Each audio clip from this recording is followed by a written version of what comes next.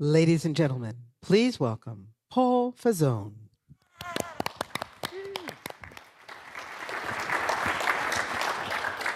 Good morning, everybody. Thank you for joining us here today. We're going to talk a little bit about what VMware is doing in the cloud-native space, but more importantly, what our customers are trying to do in the cloud-native space, and how VMware is seeking to help customers on that journey.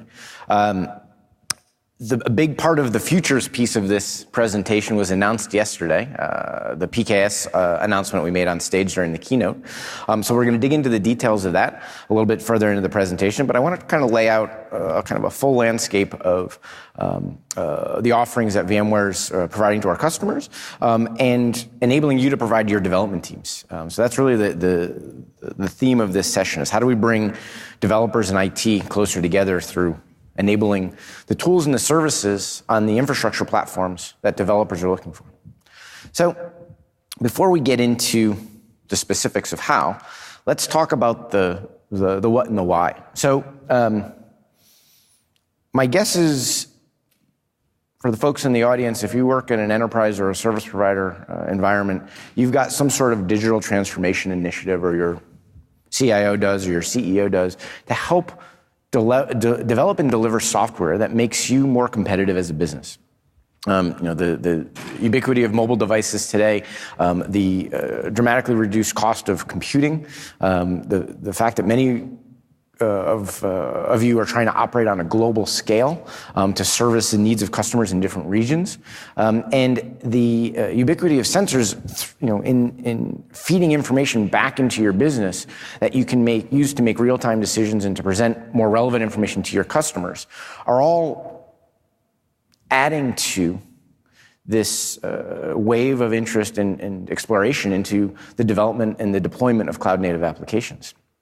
But at the end of the day, your development teams want to focus on writing code. They don't want to focus on deploying code, operating code, thinking about the infrastructure beneath the code, where it runs, how it's monitored, how it's secured. Largely speaking, and I'm guessing for the audience here, that's your job, right? So we want to talk to you a little bit today about how you can enable this sort of experience for your development teams by servicing them in a way that, from a developer point of view, looks a lot more like what they could potentially get out of a public cloud environment, but in the data centers that you build and operate on their behalf. And so the real focus here is on enabling your development teams to spend more time doing the things that they were hired for and less time on the things that they have to do because of missing parts or inefficiencies in the platforms that they use to run the applications, or that you use as a business to run their applications for them.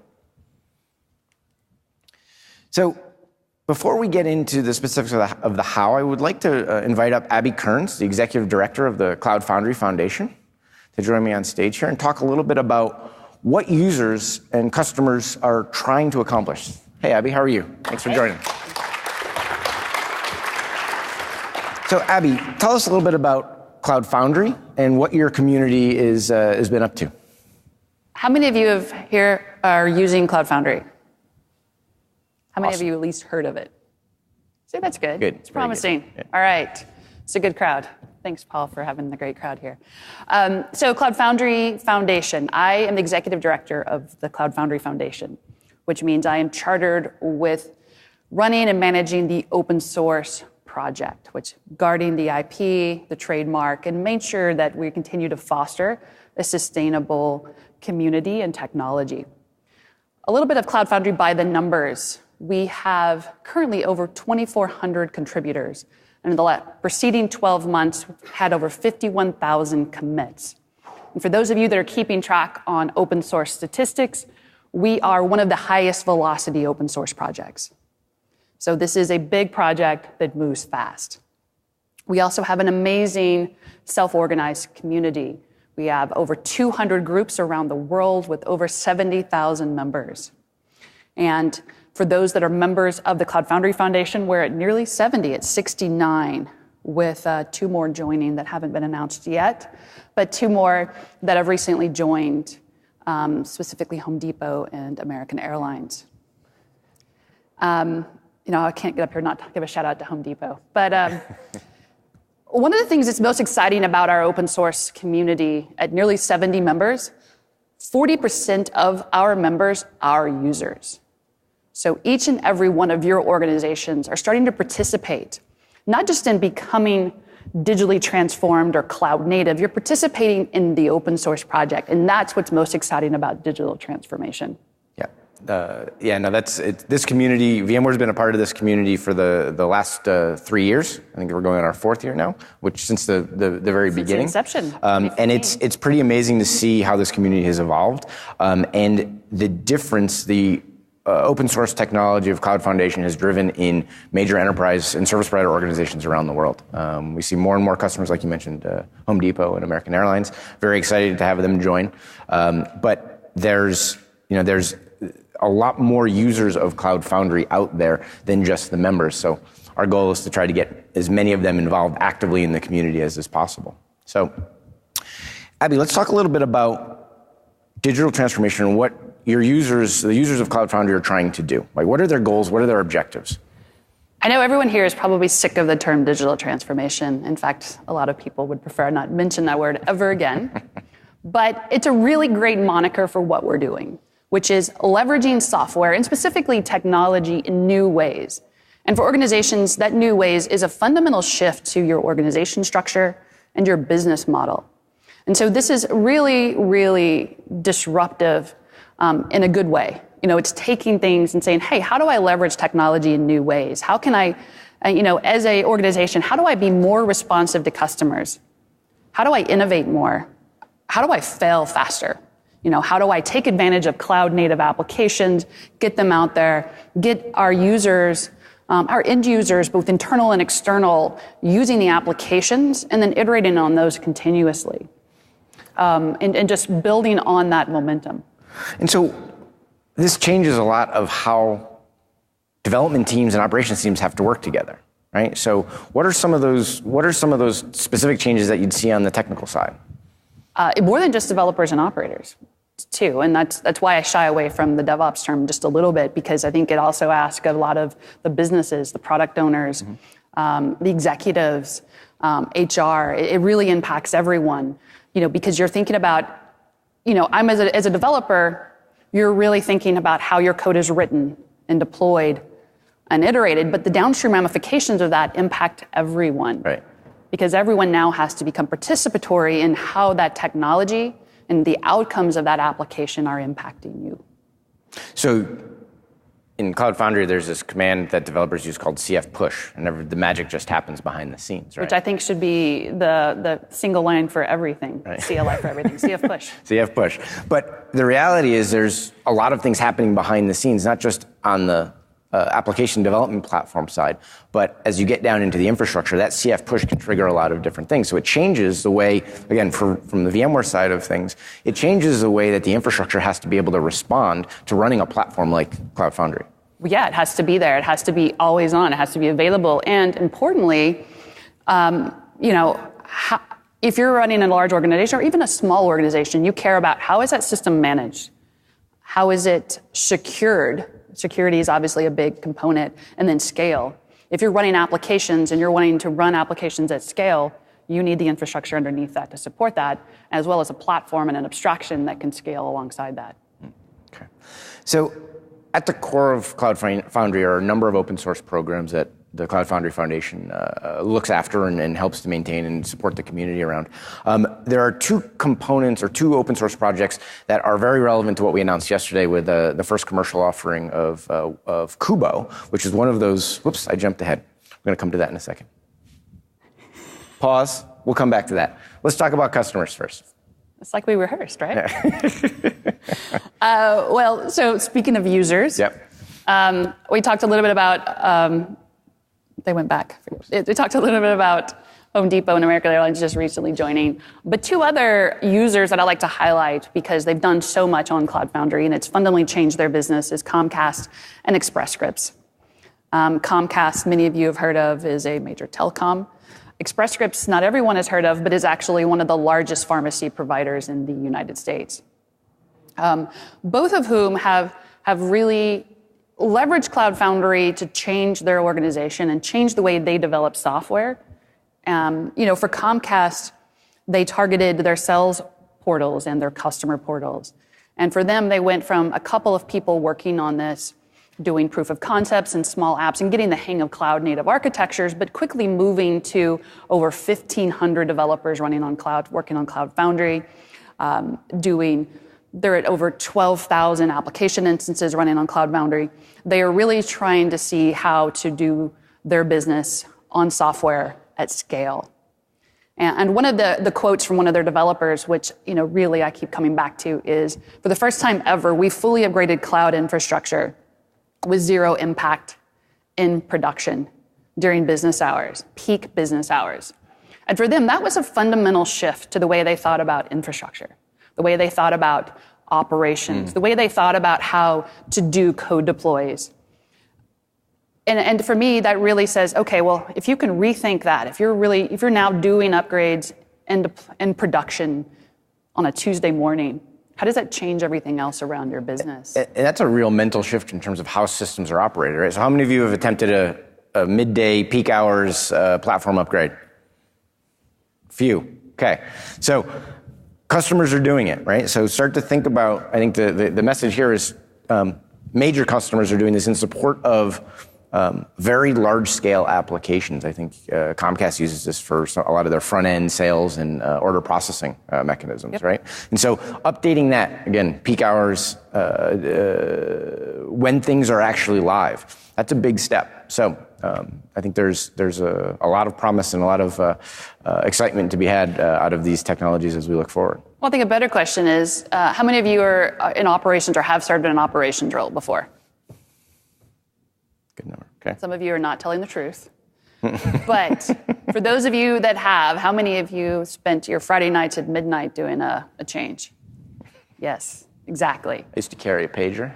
Pretty proud of that. I did too. So, I mean, the goal is, because are you at your peak at midnight on a Friday night? If something goes wrong, who do you call? Depends the context in which you're asking that question. Sure. I should have probably phrased that. We're in Vegas. We are in Vegas after all. But, if there's a problem, I remember doing this before. And when there's a problem, who do you call? Oh, well, it turns out everybody else is in bed. So, having that opportunity to do that during the day when you're at your peak, there's ability to escalate if there's challenges, but also having the confidence in the platform, the code, the pipelines, the infrastructure, really builds a consistency and an opportunity for you to do more and more on that platform. And I think that's the exciting thing around what we're trying to build, is not something sexy, but consistency. Yep. Which is important for enterprise and service provider customers alike. So yeah, very cool stuff. All right, so now we're going to jump into... I want to actually give the Express Scripts quote, because the Express Scripts quote is a good segue into some of your other stuff later today. Okay. But Express Scripts is one that I got real excited about, because they use Cloud Foundry to fundamentally change their development opportunities. And to quote Brian Gregory, they thought of Cloud Foundry there as their abstraction. It allows developers to focus on where they deliver value, and that's writing code. And at the end of the day, that's the entirety of the vision of Cloud Foundry, is providing an abstraction layer so that developers have the freedom to create. Going back to where, the slide started, where are developers spending their time? Well, ideally, you're spending your time writing code. And that's the core vision of Cloud Foundry. Right now you can go. All right. Open source. Open source. So we were talking yesterday, VMware announced with Pivotal and Google, and we'll talk about this a little bit later in the presentation, but a new container offering, Kubernetes-based container offering, with Kubo at its foundation. So what is Kubo, and why is it important to the Cloud Foundry Foundation? Kubo is immensely important and was donated in June, actually the week of our summit, our Silicon Valley Summit, as a matter of fact. Kubo is Kubernetes and Bosch, hence the cute moniker. I don't know who we should give credit for the moniker, Josh, but I'm sure someone clever on a Friday night at midnight came up with Kubo. But what that allows us to do is take Kubernetes, which is becoming a high velocity open source project as part of the Cloud Native Computing Foundation, and add that to Bosch. Add that consistency. Going back to the value of what a platform provides is consistency, is giving you that ability to run Kubernetes in an enterprise at scale. And so that's what Bosch is there to provide, is provide that ability to take Kubernetes and run it at scale. And you're probably saying, okay, why Cloud Foundry? Why bringing all of these things together? And what does that even have to do with the Open Service Broker API? Well, Kubo offers an opportunity to allow any workload to be part of the Cloud Foundry ecosystem, so that you have the opportunity to run both 12-factor apps on Cloud Foundry, as well as running applications that maybe just are containerized, that maybe aren't necessarily 12-factor, but you want to run alongside and have a single orchestration layer. And then alongside this is another passion project of mine, which started early in 2016, was the Open Service Broker API. And for those of you that don't know, that project was based on the Cloud Foundry Service Broker API. The Service Broker API is a very elegant, flexible API that allows any service to be bound to an application on the platform. And you're like, what's a service? Because we use service a lot for a lot of things, just like ecosystem. Good question. Yeah. Services are anything you need to make your application function. Database, be it Cassandra, be it MySQL, is it a messaging queue, RabbitMQ, Kafka, or if it's a PM tool like Wavefront or AppDynamics or New Relic, all of those tools that you need in order to make your applications run at scale. And that's the power of a platform, is bringing together the services, the applications, providing that necessary abstraction so that you can create your code, deploy it, CF push it, get it out there, and within seconds, your application's deployed and in production. And that's the value. And these two projects are super important as we think about the future of this ecosystem. When we think about the role Cloud Foundry plays in organizations with over half the Fortune 500 running Cloud Foundry, and the need for those services to be part of that and the ecosystem around that, and the capabilities that can be brought to the table with Kubo, we now start having a really clear picture on the future of cloud native. Very cool. Yeah, and these open source components are both foundational to the PKS offering that we'll talk about later. So we're really excited to be to have these programs part of the Cloud Foundry Foundation and to be very supportive of these efforts. So Abby, thank you very much for joining this morning.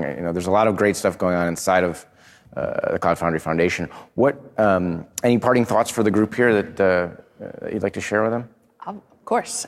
So Cloud Foundry, I do want to leave you with what is Cloud Foundry. It is a cloud application platform that makes it easier for developers, but more importantly, it's open source. And open source allows a collaboration of diverse people, diverse organizations to participate openly in an open, shared R&D environment. What that means, long form, more people can participate driving the innovation. So my ask for each and every one of you is to participate.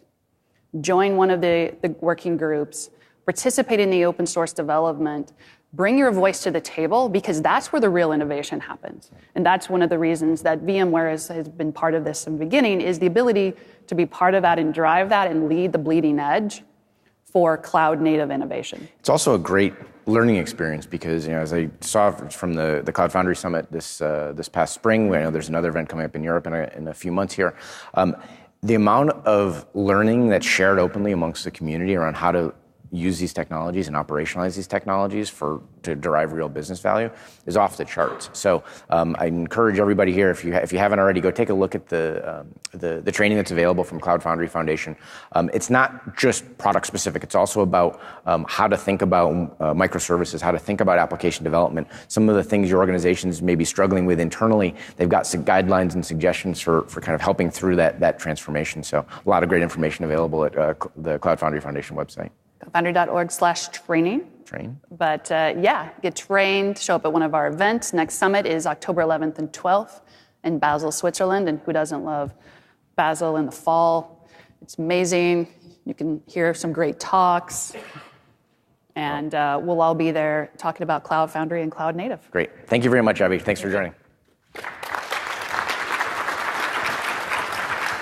So,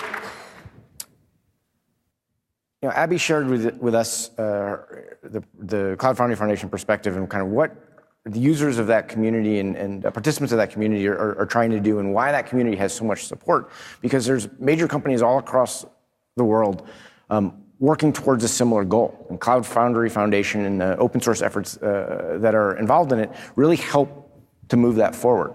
At the heart of a lot of these at the heart of Cloud Foundry, at the heart of a lot of the modern application development practices today are these things called containers, right? This has become a tool or a concept that a lot of development teams and now operations teams are turning to more and more to help with organizations' digital transformation processes and overall to increase productivity for both the development operators and their organizations alike. There's a lot of benefits to containers, right? From a developer perspective, they're simple to use, easy to learn, lightweight, portable. You can move container-based applications to any cloud. The challenges, though, still remain. A lot of, if you listen, if you pay attention, if you follow any of the open source communities around Kubernetes, for instance, or Docker, for instance, there's a challenge around a lot of the day two operationalization of these the technologies surrounding containers. The ecosystem around containers is moving extremely fast, so it's often hard for customers and consumers of these products to keep pace. There's still a lot of holes on the production side, right, in terms of integration with operations tools, visibility tools, et cetera.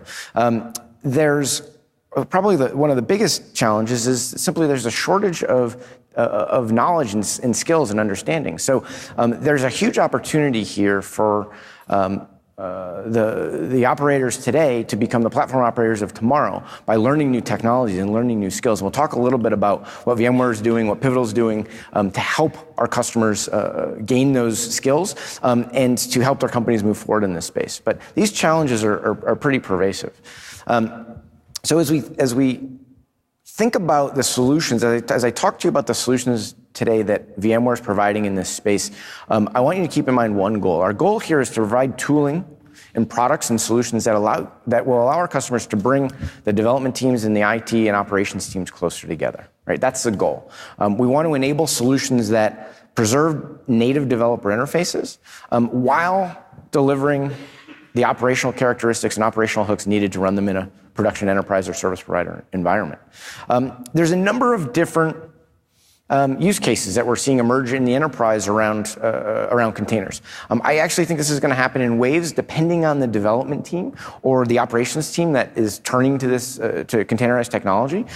In some cases, and a lot of what customers are turning to Cloud Foundry for today, is the creation of new applications that are custom developed, that allow organizations to better service their customers, to better to have competitive advantage, to get new features of their products to market more quickly.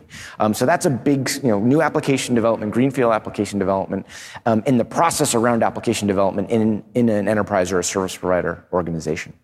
The second is around repackaging. And repackaging is the example I like to use is we see customers now looking to take Apache web servers and move that Apache web server runtime and app logic over into a container and strip out the operating system underneath. So they save on some memory. They gain the operational tooling and the patching capabilities that the container ecosystem delivers. So that's a second use case, and that's more of an ops or an IT-driven use case more often than not. And then the final one is refactoring, and this is a lot harder because it's not simply, you don't have a clean slate to start with. You've got an existing application. It's got, sometimes referred to as a monolithic application.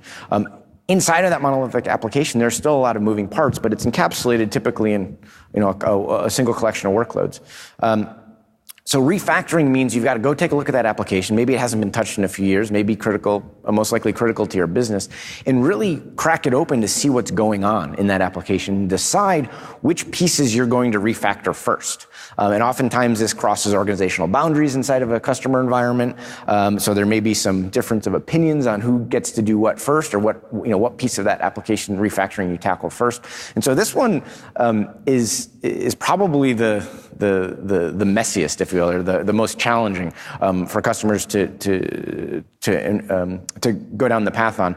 And so we see customers really starting in the first two buckets. But I think you're going to see, as we get into the next 12 to 18 months, you're going to see these three use cases probably the most prevalent from a container perspective. So this gets into the VMware solutions and what VMware is doing in this space. So I want to talk to you a little bit about the options. So on vSphere, right, in our VMware Cloud Foundation, vSphere has always supported a broad range of workloads, operating systems, broad range of physical servers. Right, if you have a workload, we want you to virtualize it, and we want you to run it on vSphere. And so, as a starting point, we work with a number of third parties.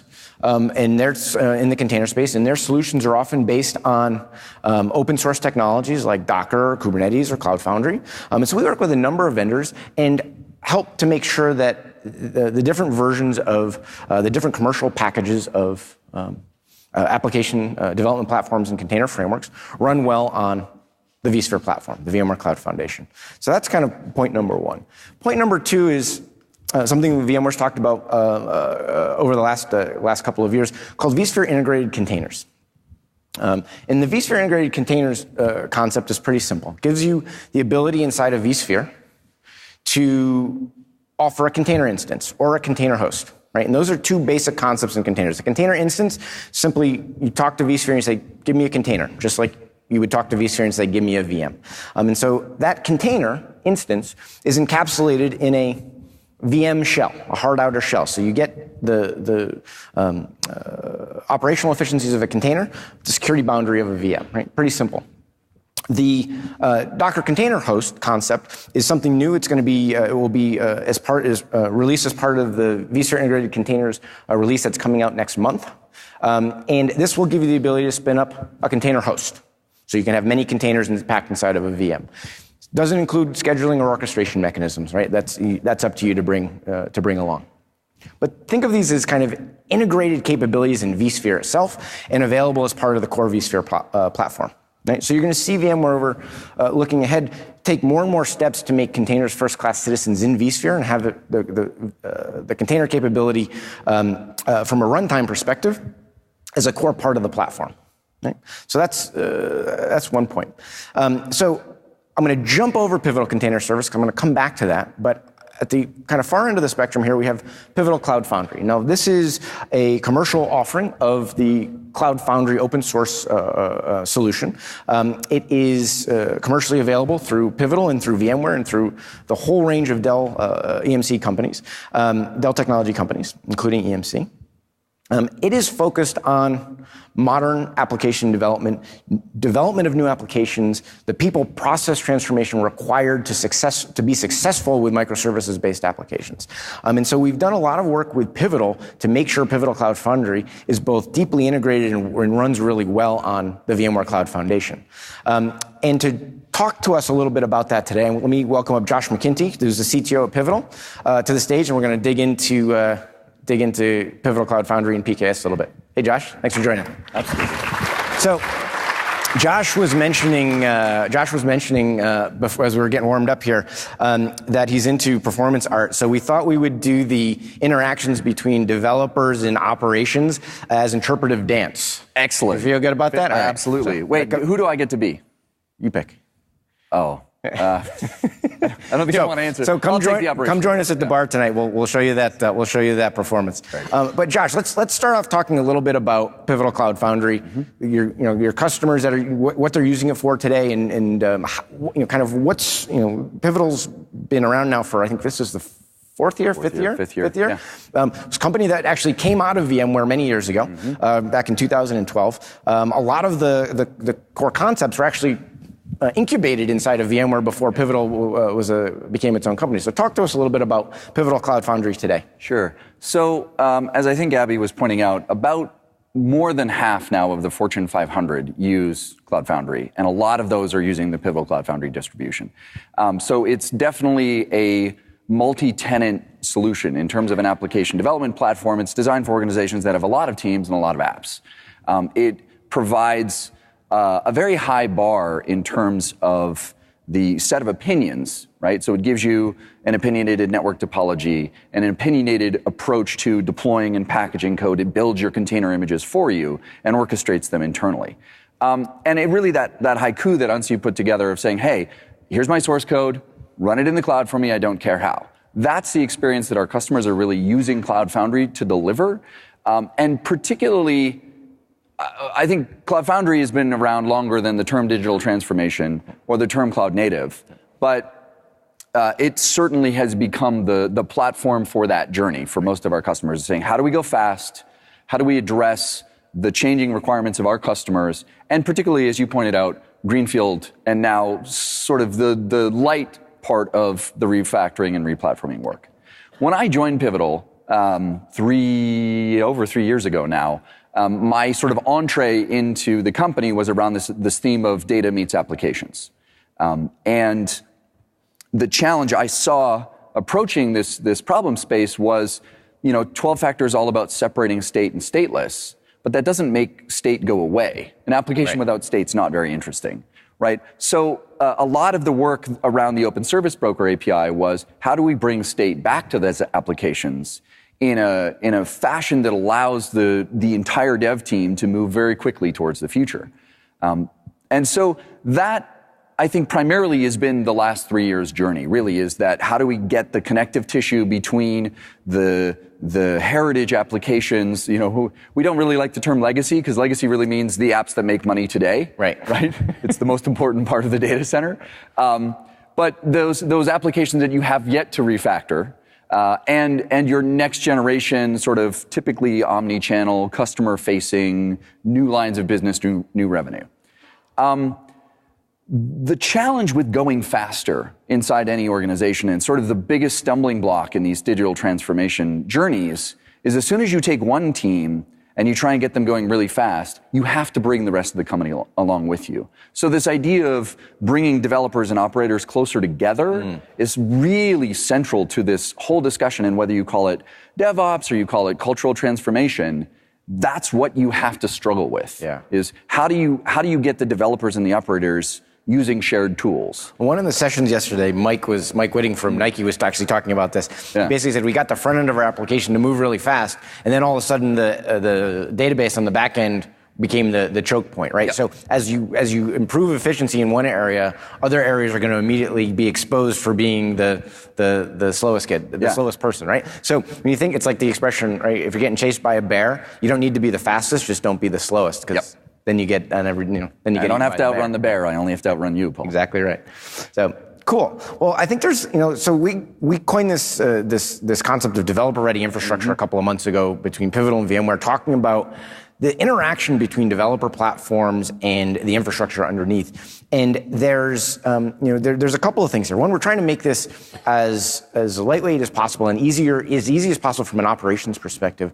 But there's also some pretty meaty integration that we've worked on here, because there's a couple of really hard problems that are challenges that microservices-based app development brings to the surface.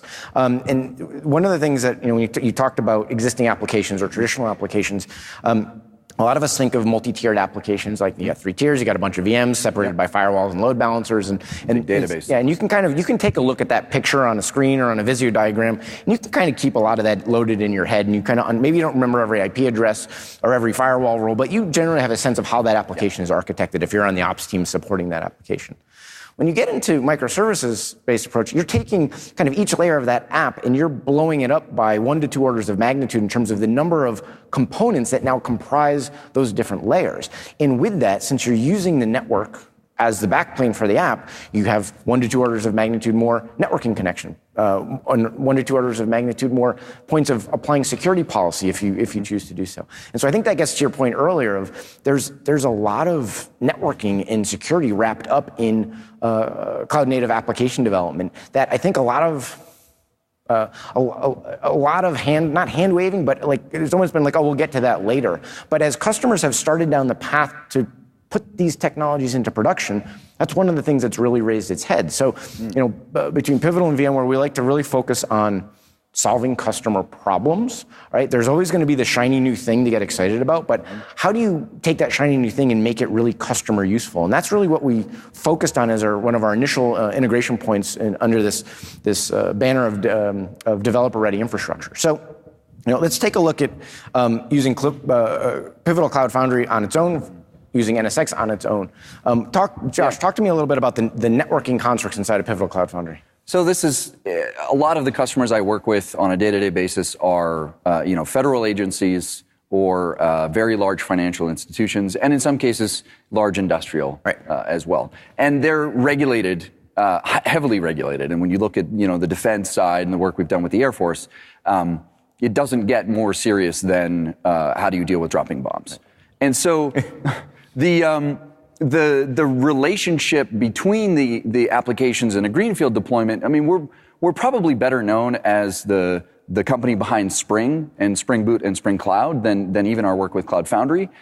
Spring Cloud in particular is sort of this pioneering framework for dealing with the challenges between microservices from the developer standpoint of saying we have to discover those other services, we have to attach to them, we have to manage configuration. But when we look back into the networking world, we saw this fairly large gap there. We said we can do coarse grain segregation, right? We can give you an isolation segment or an application security group, and we can map that to the organizations and spaces concepts inside Cloud Foundry. But we couldn't quite get to fine grain control. We couldn't get to what our customers want. And so they ended up deploying multiple Cloud Foundry environments all over the world in these different regulatory regimes, saying, okay, well, this one is only for PCI and this one's only for HIPAA and so forth. And we started losing operational efficiency. And that's actually exactly what we've had customers turn to VMware for their existing applications before they've gotten into kind of modernization of those apps. That was the starting use case for NSX. It wasn't necessarily for network connectivity. It was for a concept we pioneered called microsegmentation, right? And so that was bringing the network and security policy all the way to the connection point, the initial connection point of the workload itself. The simplest way to explain this to an executive is to say what you really, really want in the microservices world is a default deny network, right? Every IP address for every container and every workload is by default not connected to anything. And then you want to be able to express as simply as possible and in as much of an application-centric view. That's why we call it developer-ready infrastructure. This app should be able to talk to this app, this service talk to that service, this set of services talk to this database, but only under these circumstances. And that's exactly what we're doing in the integration between Pivotal Cloud Foundry and VMware's NSX. So basically this world of microsegmentation meeting microservices, right? So you can develop policies as the IT or operations team. You can put policies in place up front in conjunction with your security teams. And then as developers issue that CF push command, right, based on the orgs and spaces that they're associated with, the networking and security policy will automatically get configured and deployed on the fly. Right? And so I think that's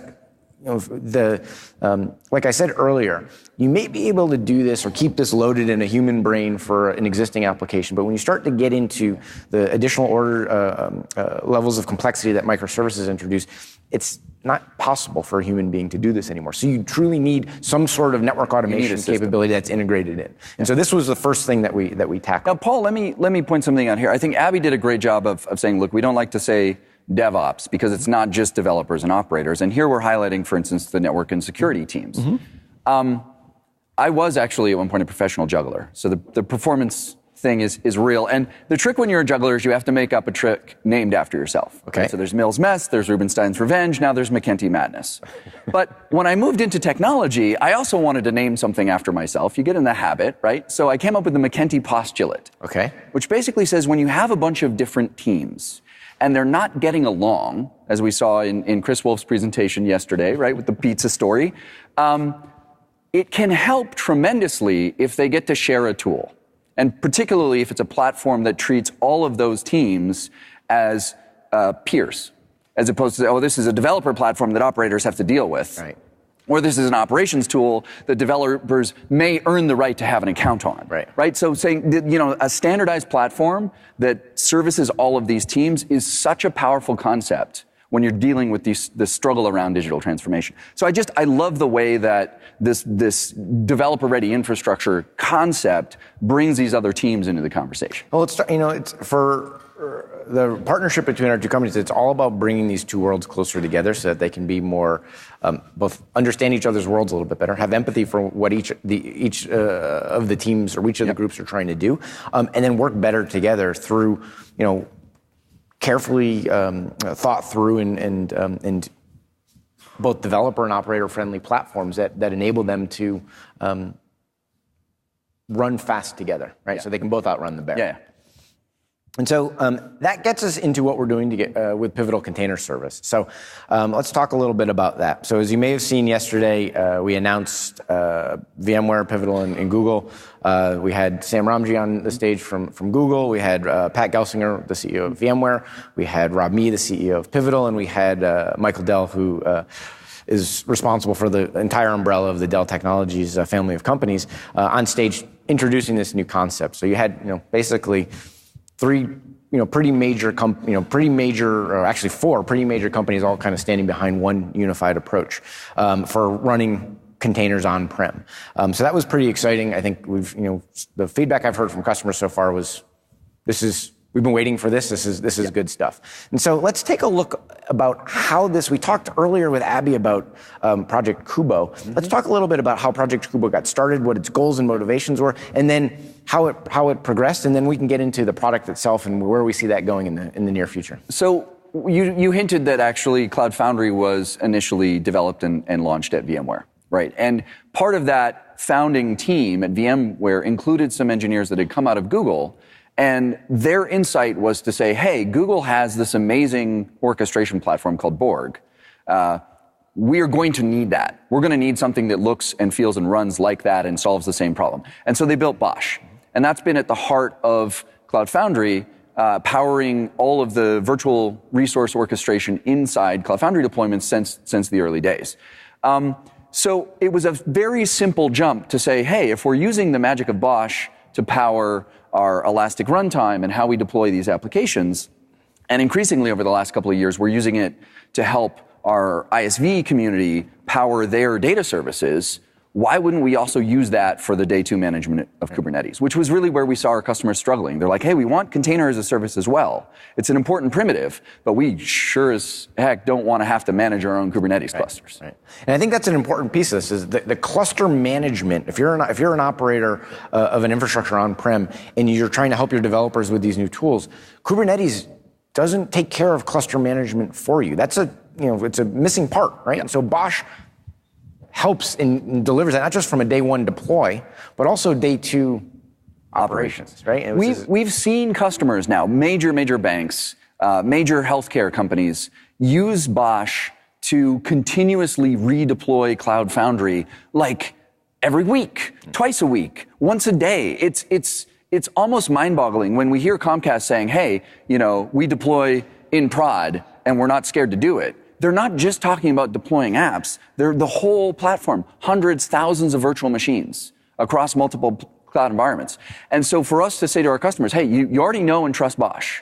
You're already at this level of expertise with operating Cloud Foundry. Do you want that for Kubernetes as well? It's a really easy question. Yeah, no, definitely. And so this project was donated to the Cloud Foundry Foundation, to Abby's organization in April, May? June, I believe. Okay. Yeah. In June. Started in November of last year, contributed to the Cloud Foundry Foundation in June, and then it's really rapidly taken off, obviously, with involvement of all of the ecosystem partners in Dell Technologies and other partners as well. Great. Yeah, no, so this sits at the core of the PKS offering that we announced yesterday. So the Pivotal Container Service offering, again, this is a purpose-built container service to operationalize Kubernetes for our enterprise and service provider customers. There's a lot of moving parts here, right? I mean, it actually brings a ton of things above and beyond just the core open source Kubo offering, but that's at the core of the project. So, one of the things that I think is we hear development teams are really excited about is it gives them access to the latest and greatest Kubernetes bits. Yeah. Right? So the Kubernetes experience, Kubernetes APIs. So as Kubernetes evolves, and this has a lot to do with this concept that we talked about yesterday on stage called constant compatibility with GKE. Yeah. What is that? So explain what that means. So most developers, when they say, hey, I'm really excited about Kubernetes, they're not actually running it themselves. They're using Google Container Engine, right? And so the experience they've become accustomed to includes a really elegant network management, right? GKE does a beautiful job of saying, hey, you want a load balancer? Layer 4 or layer 7, here you go. Now, when you take raw open source Kubernetes and you try to do that for yourself, it's really complicated. It's non-trivial. You're looking at what do I do for CNI integration and how do I map that to sets of ports and what do I do for DNS and where does that happen? There's all of these complexities that all of a sudden are back on the developer's plate. And my rule of thumb is if a developer has to know an IP address, it's not cloud native. Right. So stepping back to say, how can we deliver an experience for our customers that feels like GKE, which in their mind is what Kubernetes is supposed to feel like, on-prem, on whatever cloud platform they'd like to run it on. So those are some of the tenets of around which we're building PKS. So obviously, as you can see from the slide here, it not only has deep integration with NSX, but NSX is included as part of this offering. This will be packaged and tested and certified by both VMware and Pivotal to run well on vSphere and VMware Cloud Foundation. You'll actually see this over time become something that you can deploy from within vSphere itself, which will be allow you to service your developers even more easily. So a lot of interesting things to come on this front. There's one other detail that I think people miss in the Kubernetes discussion, which is how big a cluster do you want? Right.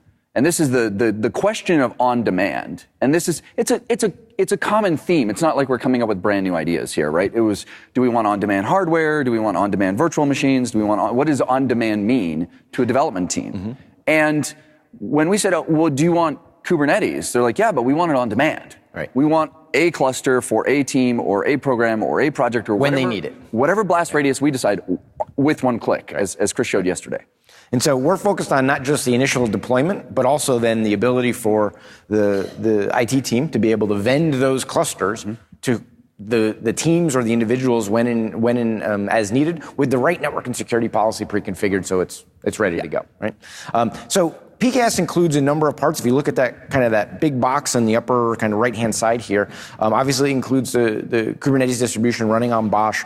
It includes our NSX offering. It includes a registry, Harbor, which is an open source program that was started by VMware that has a lot of enterprise class features and capabilities. Vulnerability scanning, as an example, allows an enterprise or a service provider organization to really lock down what container images can be leveraged and deployed in their production environments. It'll include the service broker that we talked about earlier. So a lot of customers get a lot of value out of what's included in PKS, along with not just the day one but the day two operational characteristics that Kubo itself provides. Now, there was a little bit of confusion yesterday when the announcement came out of, is this something that runs on top of Cloud Foundry? It runs adjacent to Cloud Foundry. It uses that same Bosch open source technology for day two management, but they play really nicely together. And that's partly because of this really tightly integrated NSX experience, where you can say, great, I have brand new greenfield apps I've been building in Cloud Foundry for a while. I'm going to containerize some of this existing heritage portfolio and bring it into PKS, and I'm going to be able to stitch together the policies I want using NSX. It's really, really powerful. So again, I think that's a good point. So you can run PKS as a standalone service. If you're not a Cloud Foundry shop today, you can run PKS as a standalone service, but it will also be available on demand from inside of PCF. So if you are a PCF customer or user today, it will also be available on demand from inside of Ops Manager or PCF. I mean, it's worth pointing out, and Abby, talked a little bit about the Open Service Broker API. That's actually the interface that Kubo exposes. So you're really calling a service broker to get a Kubernetes cluster, and then you use kube control to manage it. Cool. So there's a couple of sessions. If you're interested in this and going deeper on this, there are a bunch of sessions today and tomorrow with the title Kubernetes or Kubo in the catalog. So if you search for Kubernetes or Kubo in the catalog, there's a bunch of because we just announced it yesterday, we couldn't get the PKS name in the catalog. So if you're looking for more detailed information on this, check out the catalog. There's some demos. Merlin and the product team with some of the folks from Pivotal are down. Fred and some of the folks from Pivotal are down in the VMware booth with demonstrations of this, so you can go take a look and see what it's all about. There's A few things that we're doing on the operations front. So our APM tool, Wavefront, will be integrated with PKS from day one. Our VR Ops tool, which is our operations and visibility tool, will have deep integration with PKS from day one. So if you're users of those products, you can expect them to support PKS right out of the box. So that will really help with on the operational side. Those tools are also integrated with Pivotal Cloud Foundry. So that's helped a lot of IT teams really simplify the operations of those Pivotal Cloud Foundry deployments. And finally, again, I wanted to kind of start to wrap up where we began, right? At the heart of these products are major open source communities and major open source projects that are very customer focused, solving real customer problems. And so, VMware and Pivotal announced yesterday that we are now platinum members of the Cloud Native Computing Foundation, but we're also both founding members of the Cloud Foundry Foundation, going back to the beginning of that. And we're very supportive of and committed to the success of those open source initiatives through our contributions and aiding those communities in whatever way we can. There's a bunch of great events coming up over the course of the year. So if you're interested in where these open source communities are going or what they're interested in discussing, pay attention to what's going on there. So Josh, thank you very much for joining today. Appreciate your time. Thank you. So the last thing I want to mention, we flashed this quickly in the demo yesterday for those of you who are following along. So there's this concept of that's been floating around called serverless, right? And so, largely speaking, this is it's based on microservices. It's event driven. It's largely stateless. It scales automatically, and it's aimed at driving a lower cost consumption model for teams that are running applications. And so it can take triggers from a bunch of different events, apply rules and actions to those events, and then feed them into a function execution, right? And so the point of sharing this with you today, you're going to be seeing more from Pivotal and VMware in this space over the next 12 to 18 months. But I wanted to point something out here by flashing this at the end of the session here. The fact that this is often referred to as serverless, I believe, is largely a misnomer. It's based on, these are technologies running on an infrastructure platform, often using containers as the base layer of the service itself, the function itself. And so when we think about these new constructs, the right way to think about this is simply as a higher level abstraction for your developers. And so don't get confused with the name. It's still, you still need to think about as organizations responsible for running data centers on-prem and deploying and architecting data center infrastructures on-prem, there's still a lot of moving parts beneath the cover. So our goal in this space is to continue to work with partners like Pivotal, the open source communities that are developing interesting solutions in this space, and a broader range of partners to continue to deliver more and more services on our core platform. So stay tuned. You'll be hearing a lot more from VMware on this path. So as we close out here today, I want to talk about just a couple of things, right? So oftentimes I get questions about, how does our organization get started in this journey? What can I do specifically as an administrator, as an architect on the infrastructure side? And the best thing you can do at this stage is go learn, right? There's a lot of interesting technology out there. There's a lot of great tutorials and great trainings out there. We're trying to offer many of that here at the show this week. So I encourage you to take a look at the Cloud Native track and the hands-on labs that we're offering, the demos in the booth. There's a lot of good things you can learn. To Josh's point earlier, the second point here is go seek out your development teams. Go talk to them. Take them to lunch, right? Start talking about what their challenges are and how the infrastructure teams and the operations teams can better help them be successful. Because if you help them move faster, you help your company move faster, right? So I think that's the second thing, is start to forge relationships with those teams. And finally, VMware and Pivotal are here to help, right? We're working very closely in this space.